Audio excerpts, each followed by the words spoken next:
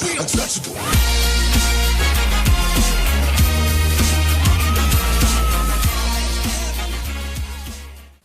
عليكم ورحمة الله وبركاته شباب، ان شاء الله طيبين. معكم محمد او جي دبليو اي.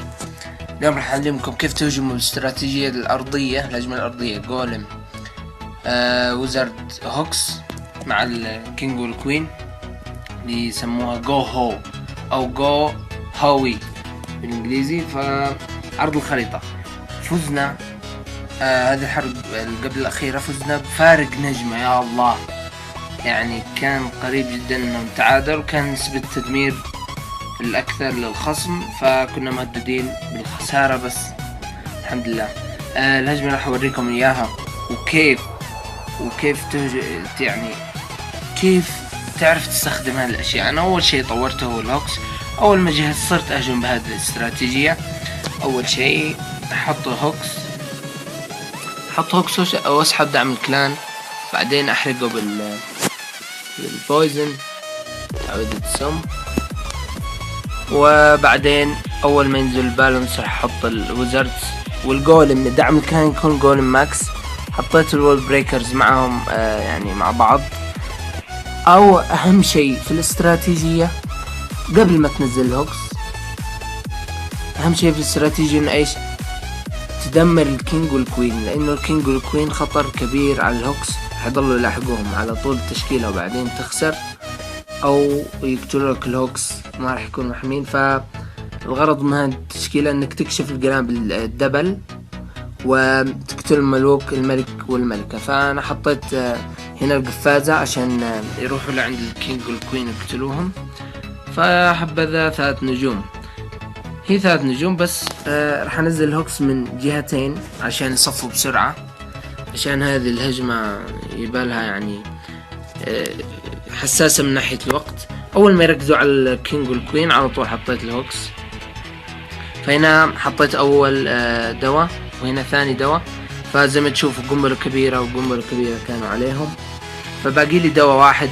وزي ما تشوفوا الكينج والكوين ماتوا، ولسه معي الجولم الماكس عايش عادي. اذا اخذت جولم ليفل 3 او جولم ليفل 4 ما يفرق كثير.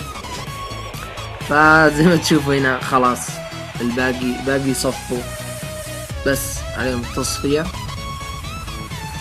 زي ما تشوفوا 3 نجوم بكل سهولة. وهذه استراتيجية من استراتيجيات كيف تجيب 3 نجوم على بيت 9. فالهجمة الثانية على بيت 8. انا صفيت البيت 8، ما كان معي الا هذا اصفيه. فايب زي ما قلت لكم، المغزى من الاستراتيجية انك تقتل الكينج او الكوين. هنا ما في كينج، ضروري دعم الكلان كمان عشان ما يضروا الهوكس.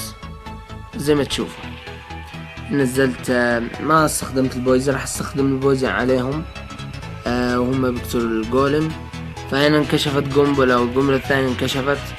تأخرت في تنزيل الكينج فشغلت الابيلتي بدري. زي ما تشوفوا هنا الكينج قتل الكينج. نزلت الهوكس من جهتين علشان يصفوا بسرعة، ضروري تنزلهم من جهتين.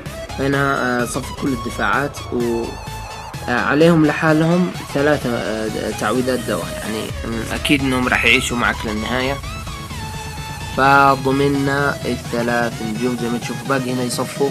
طلعت قنبلة بس ما اثرت كثير، يعني ما يأثر لانه خلص في طور التصفية. زي ما تشوفوا هنا 3 نجوم بكل سهولة. 6 نجوم حصلت الحرب الأخيرة من هذه الاستراتيجية، وإن شاء الله عجبتكم.